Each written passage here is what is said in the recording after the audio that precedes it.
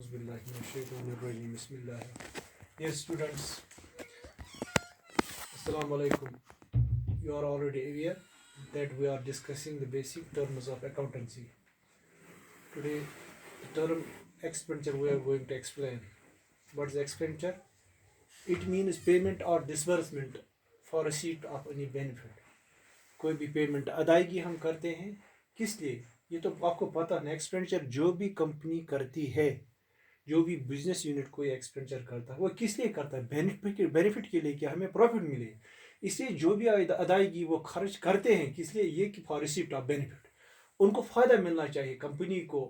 अगर manufacturing company हो तो वो भी, अगर कोई बिजनेस यूनिट आम हो वो भी करते हैं, किस लिए पेमेंट करते हैं? कि हमें कोई फ़ायदा मिले। मिसाल के तौर पर कोई बुक शॉप है, वो तो किताबें खरीदता है तो उसके लिए वो पैसे देता है, वो पेमेंट करता है किस लिए? कि उसको नफ़ा मिले। फिर it may be for the purchase of an asset. ये एक्सपेंडिचर किया जा सकता है किस किस चीज़ पर एक्सपेंडिचर किया जा सकता है? खर्चा, परचेज ऑफ एन एसेट, हमें एसेट खरीदना होगा तो आगे आएगा एसेट कौन कौन से कैसे हैं, तो एसेट खरीदना। या रिडक्शन ऑफ लाइबिलिटी, ये भी पिछले चैप्टर में मैंने समझा, एसेट भी और लाइबिलिटी भी। रिडक्शन ऑफ लाइबिलिटी, कि लाइबिलिटी हमें जो क्लेम है, हमें जो कर्जा है, वो उसको कम करने के लिए, या तो एसेट खरीदने के लिए या तो उस क्लेम, उस कर्जे को कम करने के लिए। और डिस्ट्रीब्यूशन टू ओनर्स, या जो मालिक होते हैं, जो सोल प्रोप्राइटरशिप होती है, जहां एक ही मालिक हो वहां तो मसला ही नहीं, ओनर्स बहुत नहीं होते हैं। देख, जब पार्टनरशिप की बात करते हैं वहां एक से ज्यादा ओनर्स होते हैं, इसलिए उनमें जो डिस्ट्रीब्यूशन हम करते हैं वो पैसा, उसको भी एक्सपेंडिचर कह सकते हैं। तो एक पॉइंट आ गया परचेज ऑफ एसेट, इस पर एक्सपेंडिचर हो सकता है। रिडक्शन ऑफ लाइबिलिटी, कोई कर्जा हो उसको कम करना। या डिस्ट्रीब्यूशन टू ओनर्स, या ओनर्स को डिस्ट्रीब्यूट करते हैं, जो भी करते हैं उसको भी एक्सपेंडिचर कहते हैं। और it could be payment in the same accounting year, या तो ये पेमेंट हो सकती है इसी अकाउंटिंग ईयर में, जिस अकाउंटिंग ईयर की हम बात करते हैं, जिस अकाउंटिंग ईयर के हम अकाउंट मेंटेन कर रहे हैं, उसी में जो पेमेंट हम अदा करते हैं as the amount become expense. क्या, कब? जबकि ये अमाउंट एक्सपेंस बन जाएगा। ये एक्सपेंस क्या होता है? एक्सपेंस होता है वो एक्सपेंडिचर जो सिर्फ एक, जिसका बेनिफिट हमें सिर्फ एक साल में मिले। मिसाल के तौर पर, हम अगर कोई मैन्युफैक्चरिंग कंपनी हो तो वहाँ जो रॉ मटेरियल लाया जाता है तो उसको तो इस्तेमाल फटाफट एक साल के अंदर अंदर ही करते हैं। या मिसाल के तौर पर वो सैलरी देते हैं, वो तो सैलरी देते हैं, सैलरी का नफ़ा तो वो उठाते हैं, उसी सैलरी जितनी सैलरी देते हैं एक साल में उनका तो नफ़ा उठाते हैं, वो सर्विस लेते हैं उनसे। ऐसे रेंट हम बिल्डिंग का पे करते हैं, या टेलीफोन बिल, वो तो नफ़ा बेनिफिट उसका हम उठाते हैं। तो उसी साल में तो वही उन्हीं को, उसी को कहते हैं एक्सपेंसेस। वो एक्सपेंडिचर तभी एक्सपेंस बन जाता है जब उसका बेनिफिट सिर्फ एक ही साल में मिले, एक ही साल में मिले।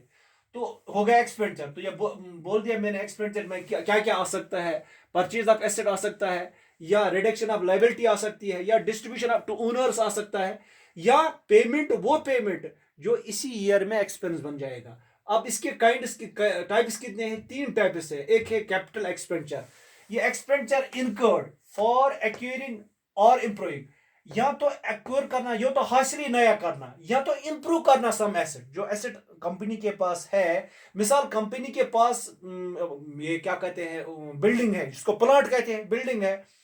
तो अब उनको लगता है कि हमें तो अगर अब इसको एक और मंजिला दे देंगे तो हमें काम में आसानी हो जाएगी। तो उन्होंने क्या किया, एक और मंजिला दे दी। एक मंजिला बिल्डिंग थी, एक मंजिला प्लाट था, तो उन्होंने दूसरी मंजिल दे दी।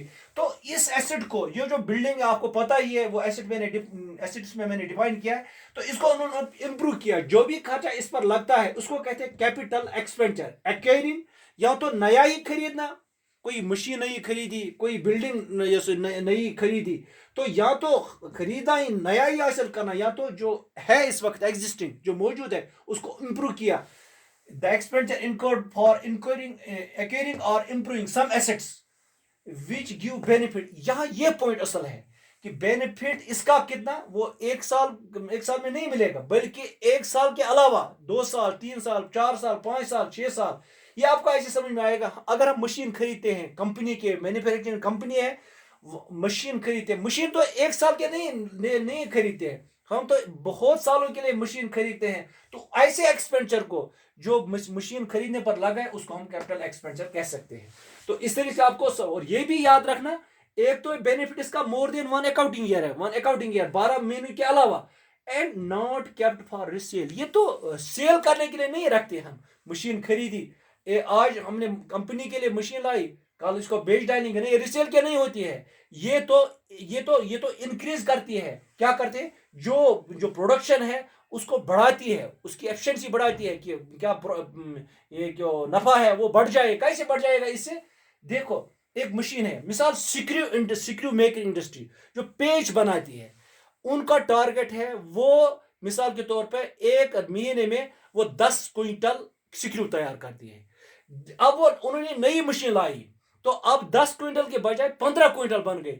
तो जो जो प्रोडक्टिव अर्निंग कैपेसिटी है ये तो बढ़ गई। अब तो और उनको ज्यादा करेंगे, उनको प्रोडक्ट ज्यादा मिल गया। तो ये किससे, ये जब उन्होंने कैपिटल एक्सपेंडिचर कर दिया, जब उन्होंने नई मशीन खरीदी, तो इस तरीके से इंक्रीज कर, इस प्रोडक्टिव जो है इससे इंक्रीज होती है।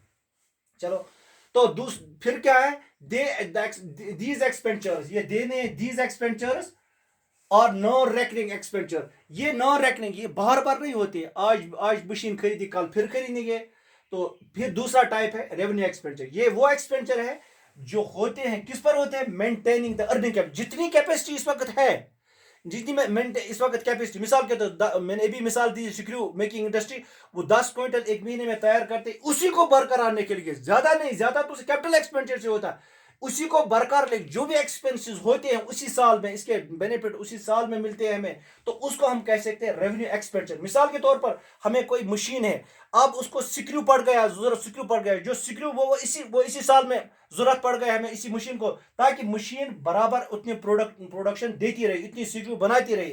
तो इस तरीके से जो भी एक्सपेंडिचर जिसका जिसका जिसका बेनिफिट हमें उसी साल में मिले, तो उसको हम कहते हैं रेवेन्यू एक्सपेंडिचर। इसमें है सैलरी, सैलरी भी एम्प्लॉय को उसी साल के लिए करते हैं। और फिर आगे आता है ऐसे क्या कहते हैं, रेंट पेड, ये तो कम मिनट है यहाँ मिलते हैं। डेफर्ड, तीसरा किस्म है deferred revenue expenditure. Deferred revenue expenditure में किसी, मैं एक मिसाल से ये डेफर कैसे किया जाता है, पीछे कैसे किया जाता है एक्सपेंडिचर को, ये रेवेन्यू होता है। तो हम मकसद होता है हमें रेवेन्यू मिले। जब कोई कंपनी कोई नया प्रोडक्ट लॉन्च करती है तो वो क्या करती है, उसको एडवर्टाइजिंग कर, मिसाल के तौर पर वो एडवर्टाइजिंग पर, मिसाल के तौर पर टाटा इंडस्ट्री, टाटा कंपनी है, तो उसको लग गया एडवर्टाइजिंग पर किसी नए प्रोडक्ट को लॉन्च करने के लिए उसको 1 करोड़ लग गया।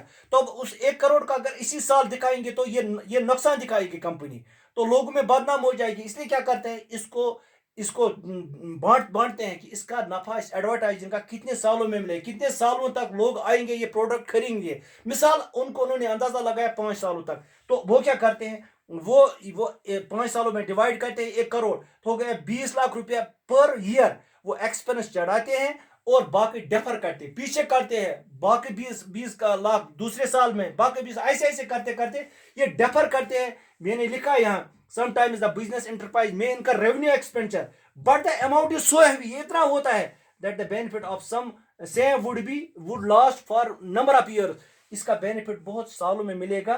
तो जो बाकी डेफर करते हैं, जो एक्सपेंस इस साल रखते हैं 20 करोड़, मिसाल 20 लाख, तो बाकी जो 80 लाख वो डेफर करते हैं, बाकी तो 5 सालों 4 सालों के लिए, तो उसको हम कह सकते हैं डेफर्ड रेवेन्यू एक्सपेंडिचर।